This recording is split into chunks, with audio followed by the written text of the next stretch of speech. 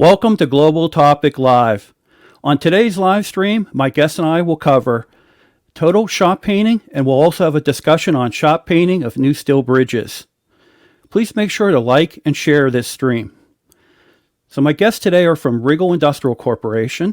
So let me bring on first Jim Sasko, who's the president and project manager at Regal. Welcome, Jim. Hi, Jim. Thanks for having me on. I really No problem. And let me bring on Joe Professori, who's the Vice President of Strategic Alliances and Marketing. Welcome, Joe. Thanks, Jim. Appreciate it. I'm very happy to be on today. Great. I appreciate to have you both on as well. If you could do me a favor, and also for the viewers, if you could Joe, if you could go through and cover Regal Industrial, what you guys do as a industrial operation when it comes to protective coatings and things like that. As far as what we do as a company, is that yes. What's your capabilities? What you guys do in the shop and the field? Yeah, our capabilities range from anything from your standard coating of paint all the way through to metallizing. Obviously, we are very strong in the metallizing game, and we handle things from your shop, your sandblasting in the shop. We're now moving more into some blast prime capabilities within our shop as well to service our customers a little bit more. And but we do not fabricate. We're just an industrial coater, and we try to keep our quality extremely high.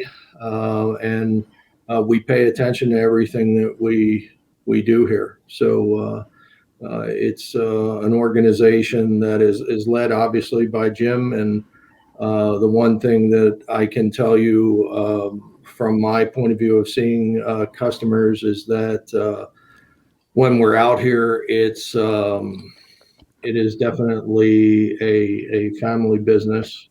And like I said, we're trying to keep it as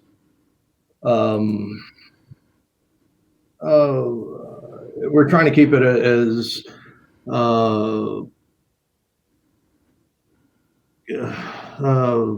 family oriented as possible. Let me put it that way. I'm sorry to be tongue tied right now. That's okay. I do know how family oriented Regal is, and you guys are very well known in the industry for the quality work that you do. You know, Joe, the other thing I would want to also mention is that you have a proud partner called Blue. Would you like to talk a little bit about Blue? Yeah. Blue came to life I'm going to say about a year ago. I happened to be coming out of Norfolk, the shipping yard, and I saw a boat coming in, a cutter coming in, and I took a picture over the hood because I thought it was just one of the best pictures that I think I had taken at that point. And I put it up online, said, Blue and I are heading, great meetings this morning. We're heading up to Philadelphia. And sure enough, by the time I got to Philadelphia, which was a couple hours later, we had over 10,000 views, and people were starting to take photos and selfies with Blue. And if you go on to regalindustrial.com, there's the story of Blue right on our website, so you can read that. And he came to life, and I think Jim thought I was a little crazy. Maybe he'll admit to it, maybe he won't. But now Blue's recognized before I am, so it's just a great mascot for the company. That's great. It's good to also too that you can share the spotlight and the limelight and everything like that. I do commend you for that, Joe. Oh, thank you. Jim, let me talk a little bit with you regarding, your family has been involved in industrial painting for some time now. And, could you talk a little bit about, the family aspect of your operations? Sure. So my dad started the company back in 1974. Basically started it to service a large Denora-based manufacturer of original equipment manufacturer. So they made industrial compressors and base plates and related equipment. Basically started the company to service one larger client. My dad unfortunately passed away in his early 50s in 1981. The company was taken over by two older brothers right out of high school, and they progressed the company mainly in the painting contracting space. They were in heavily into public water storage and wastewater treatment plants. Grew it as a field company. I came on out of college in 1992. Together, we grew the company. In '94, we bought our current facility on the other end of Donora.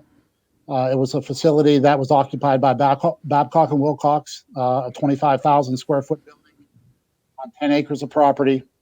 And we decided to try to get away from the field work and avoid the seasonal nature of that business and concentrate on the manufacturing. And that's how our shop work was basically started. So we moved into this facility in November of 1994. And shortly after, we expanded once. And then within a 5 to 7 year period, we expanded 2 more times. And we currently occupy 60,000 square foot of heated building or production space on 10 acres. And, although we still do field work, the field work is now about 15 to 20% of our revenue, and shop work maintains the rest. So that's basically how it got started. So when I came on in 1992, our sales were well less than $1 million. And my two older brothers, Paul and Dave, started right out of high school, and were thrown into business ownership, out of necessity. And together we grew the business to over a $10 million a year company, just the three of us. So, although Paul and Dave are no longer with the company, Dave retired back in 2015, and Paul unfortunately passed away in 2016. Paul's son Matt is in the organization now and part owner, and we also have our longtime employee Kinsley Newton that is our production manager and our vice president. So the three of us are moving the company forward, since 2017. So we're looking forward to the future. It's nice having someone with a bright outlook and the imagination and ingenuity to try to grow the company from where we were when Dave left. But it's exciting. We brought Joe on, and as you know, Joe is full throttle all the time. So it's exciting here. After being in the business with the same two people for 20 years, you kind of get complacent in where you're at. When you add these three, it's exciting to come to work every day. Yeah, definitely. And Joe, you on LinkedIn, recently you've been posting a lot of expansion for Regal. Do you guys offer now coast to coast service? Well, we cover all of North America, and so I'll say yes, we do. We're systematically moving from, I'll say, the east to the west. We're looking at different business partners that we want to be near and work with closer. As we start to step across the United States, I mean, COVID. I think he froze up a little bit, but don't give away any company secrets there. I don't want to I don't want Jim sweating too much up there. So why don't we do this? We'll wait. We'll get Joe caught back up here. I'm going to go ahead and let's get to the discussion and the topic that we wanted to cover today. Sure. So I'm going to bring up regarding obviously talking about shop painting. Let me pause this here real quick. So we're going to talk a little bit about shop painting new steel bridges. And let me get to this next part here. So when we're looking at new steel that's coming out for bridges, there's different ways, and this is looking at a three coat system here, Jim. It can be done total shop, and that's the discussion obviously we want to kick off. When it comes to a total shop, what are some of the things, the advantages of doing everything in the shop? Well, I mean, doing all three coats, the surface preparation and all three coats in the shop, obviously you can successfully perform the work at any time during the year at any part of the country. So the outside environment and the weather really play not too much into the success of the coating system. Always you're going to have the connection areas that need to be addressed in the field, but applying all three coats in the shop is a very efficient and economical way of getting a complete coating system done to the bridge, disassembled, and then erected in the field with minimal touch up in field costs to complete the coating system. So, Joe, when it comes to obviously doing a total system in a shop, what type of we just lost him again. So, Jim, let me ask you a question. When it comes to the surface preparation, obviously, you have a lot of different capability in your operations to do surface prep. What type of prep is done on this new steel bridge, the new steel for bridges? For a typical inorganic or organic zinc three-coat liquid paint system, typically an SSPC SP10 near white metal blast is required. A metallized steel bridge, we like to refer to the surface preparation as an SP5 white metal blast, but the CS23 standard and a lot of the specifications call for an SP10, but the most important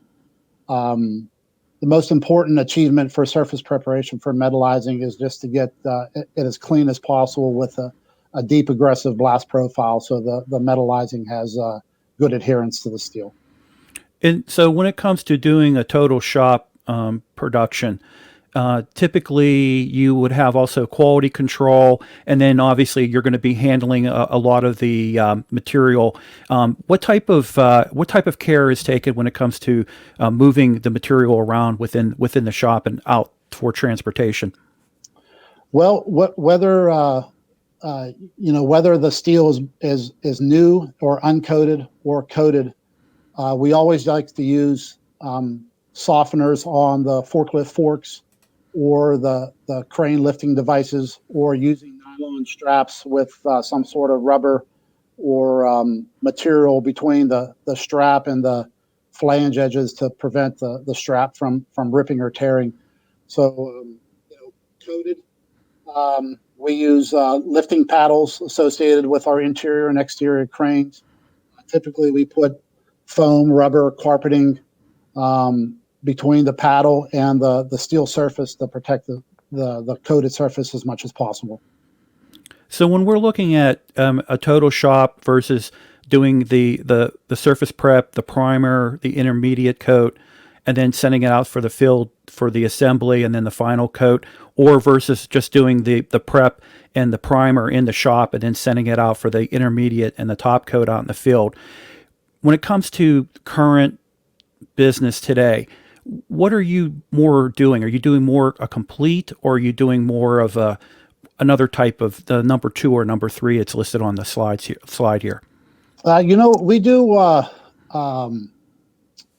We do an equal portion, I would say, of the number 1 of the 3-coat system in the shop, and also the number 3 with blast and prime and the field intermediate and finish coats. We don't send out very often a bridge or bridge members that are blasted primed with the intermediate coat. And a lot of times your intermediate coat, even if it has a 1-year recoat window, may not be long enough for, let's say, a shipment to the site, full erection, whatever the contractor has to do, and then rush to get the bridge finish coated. Inorganic zincs will have an extended recoat time. So I would say the option 1 and option 3, either blast and 3 coats in the shop or blast prime in the shop, is more prevalent than a blast and intermediate or primer intermediate in the shop. Okay, and a question just came in from James. He says, "Is climate control being utilized during the application for the coating application?"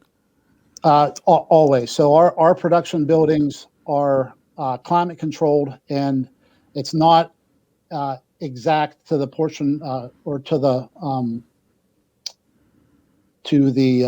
degree that we're dialing up a thermostat and we're setting the building at 72 degrees. So we do have a generous amount of building heat. The idea is to keep the interior surface temperature well above 50 degrees. Even when operating in Pittsburgh, it could be 0 outside, and the goal is to have our buildings above 50 degrees. So we're just looking to maintain good cure and dry time. In our part of the country, it's often hard to get inorganic zincs to cure for top coat. We're often wetting down the inorganic zincs or wetting down our floor to increase the humidity.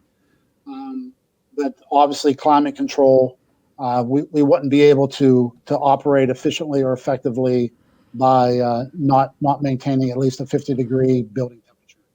Okay, and then one asked the question here. Which are the major quality control challenges for you as a paint shop? Quality control is always a reoccurring challenge. We're constantly trying to improve our process. It seems like the industry is moving towards more documentation, more inspection, more quality control, more assurance that the coating system is going to fulfill its service life.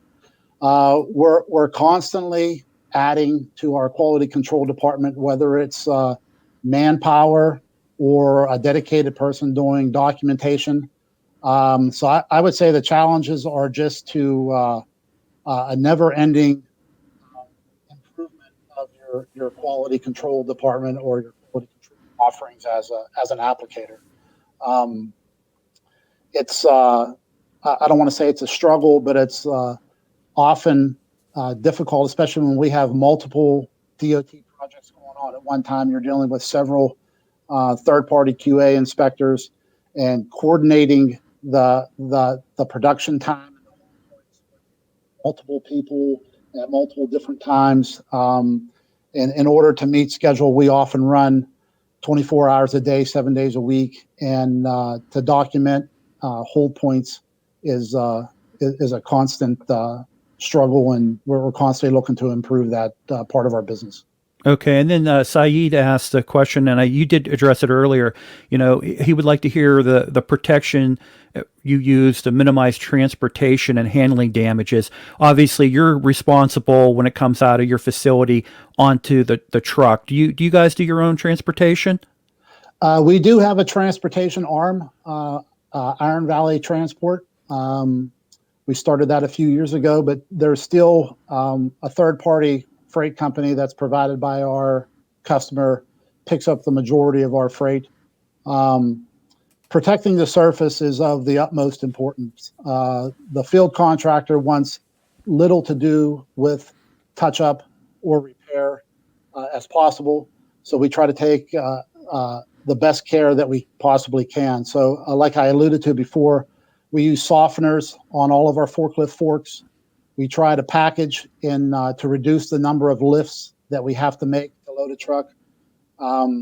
Anything that's hoisted with a crane and steel beam paddles, we put a softener between the paddle and the girder or beam flange. We also try to have a company policy where there's no metal-to-metal contact. So we use a lot of 3x4 wood dunnage on all the loads.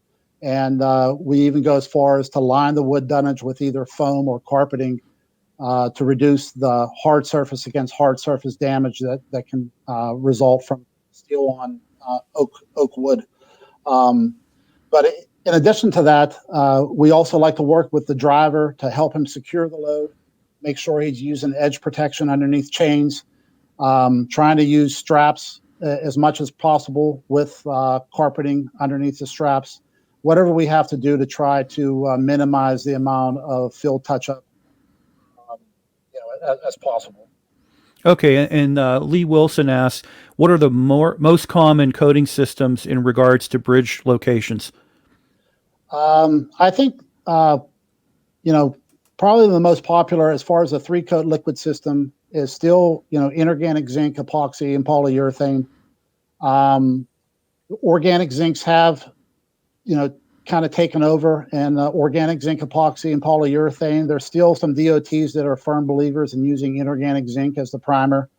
A metallized system is either 100% zinc wire or 8515 wire. It could, as far as the liquid top coat, at least a clear sealer, polyurethane sealer is used, and sometimes putting a three-coat system over metallizing is also popular. So you're using the metallized layer as a replacement to the organic or inorganic zinc, but you're putting an epoxy sealer down in a 30% reduced coat at 1 to 2 mils, and then you're putting a full body epoxy coat, and then polyurethane top coat on top of that. So those are the typical systems that we apply.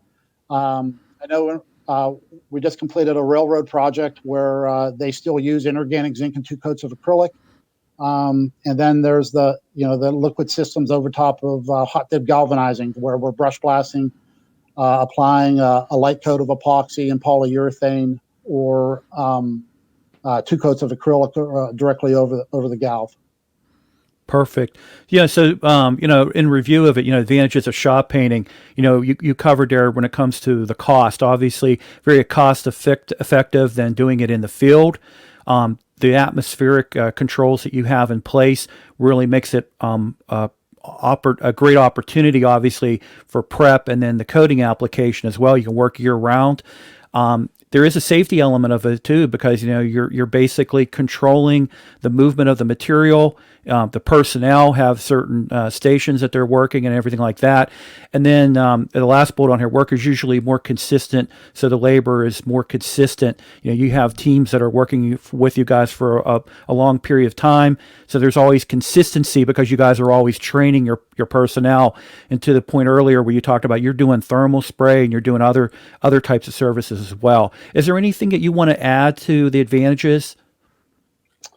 I would just say the consistency of getting the coating system done in the shop is of great advantage. However, it's not gonna take the place of field coating all the time. There's still a number of cases where applying the intermediate and finished coat, or at least the finished coat in the field, is a better option than doing the entire coating system in the shop. And I'll give you one quick example. We seem to always learn by example, and it's a result of correcting a mistake or not having the foresight to see a potential problem. But we recently performed a paint over galv project on a large truss pedestrian or vehicular bridge, and the bridge was galvanized and it came in components, and we solvent cleaned, brush blasted with a non-metallic abrasive, applied our epoxy, and in this particular case, we were required to put a high-performance gloss metallic finish coat on in the shop. So, and I was the project manager on the job, so I'm the one to blame in this situation. But once we started processing material, started being very apparent that it was hard to touch up contact areas with the metallic paint and get it to match with the sprayed applied material. So even cutting in the areas with the metallic paint prior to spray was difficult, and it was just you wouldn't get the metallic appearance, and it seemed dull. So in this case, when this bridge was sent to the field, there was numerous connection areas and splice plates that we shipped out bare. So when the bridge was assembled, approximately 20 to 25% of the bridge was still galvanized. So it was very hard to spot in and touch up the connection areas in the field. So if I had to do this project over again, I would recommend to blast and put the epoxy on in the shop, and then once the bridge is assembled, to go back and spot in all the connection areas with the primer, the epoxy, and then contain and spray the entire bridge with a metallic finish coat, and they would have avoided a lot of issues trying to get the metallic to match in the field when just trying to spot repair. Yeah, definitely. So when it comes to, touch up areas in the field, obviously Regal, you guys work as a blast and paint shop, but you also work in the field. Are you guys performing the touch ups in the field? We do, although our field work is geared towards on-site bridge work. Most of the time we are doing bridge work at the fabricator's facility on girders or objects that are too big to ship to our facility.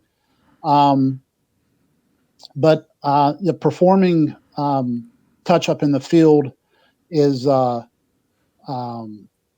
is something that needs to be planned and really done with care, because brushing and rolling may give a totally different appearance than a spray, the spray coat that's done in the shop. For instance, I always kind of like it when the specification has a semi-gloss or satin polyurethane, because those can be easily touched up and spotted in rather than the high gloss finish. High gloss finish is very difficult to spot in or touch up in the shop. Obviously the bridge is in its final stage, and it's always sitting on shop supports, and there's always contact areas, and the steel has to be manipulated from one side to another. And you're always touching up or repairing the areas where the girders are sitting on your shop horses or your shop supports.